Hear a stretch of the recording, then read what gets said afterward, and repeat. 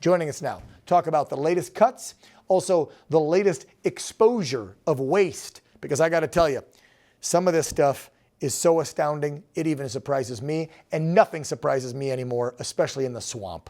He's the CEO of HopeInTheBooks.com, John Hart, back on the program. John, nice to see you.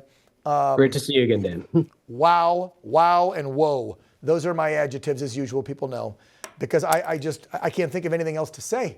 When I hear this crap, this many thousand for this study and that study has nothing to do with agriculture and helping our farmers. And I mean, the waste and abuse, this fraud, it's ridiculous. You got anything new for us, John, that we don't know yet? Well, Dan, yeah. Well, there's a lot new, but it's sadly the same story. But it's important for people to know the facts and know the reality, and so that they can call for change and accountability. And the senator is right that we need to lock these savings in permanently. Yes. So that the next administration can't just undo everything that's happening right now. But Dan, we looked at every agency and sub-agency in the federal government, and this is mind-blowing. There are 441 listed in the Federal Register. The first thing we found is 75 are defunct, but the agency charged with keeping the list didn't have the list accurate. And then of the ones that were funded, we saw a consistent pattern that you just alluded to is personnel numbers were mostly flatlined. Sometimes they increased or went down, but spending soared in almost every agency in the past 25 years. And this continues a 100-year project from the progressive left to build this administrative state.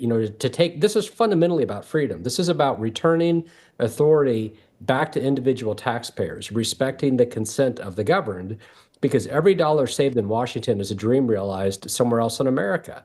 So while politicians have been building federal agencies, the regular Americans just want to expand their own agency and their ability to do happiness on their terms. That's a great point. That's a great point. If you look at that money that the gal from USDA was talking about with Trump there in the boardroom, think about that. How about our farmers, and we've had farmers on this program discussing how they've been struggling for years, right? And how the federal government's not been helping them. Trump did when he was in. Biden didn't, because of course, they want us all living in 15-minute cities, hooking up our electric car to the grid they can control, and eating their fake BS meat they can make on a 3D printer. I'm not eating a filet from a printer. No way in hell, John.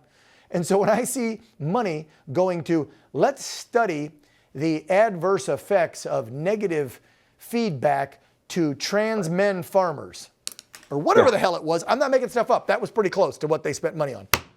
What does that have to do with growing us some good soybeans and corn?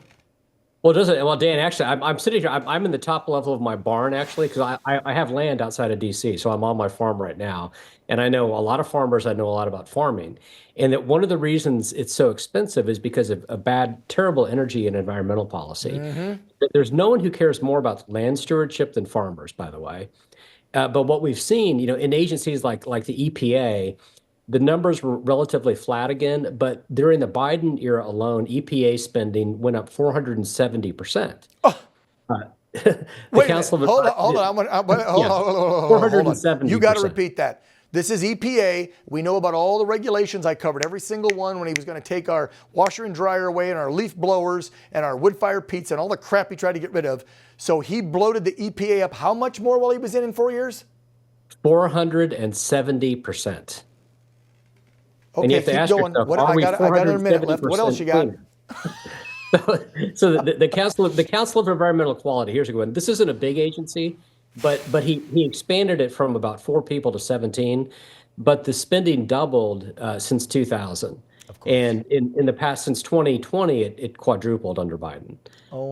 So that, again, all of this quote investment in environmental stewardship that really just made farmers' lives a lot more difficult. Jeez. And it made the price of everything go way up. And another reason that we have inflation is because we spent money on things like, $998 million at the National Foundation of Arts and Humanities. That's more than double of what it was 25 years ago.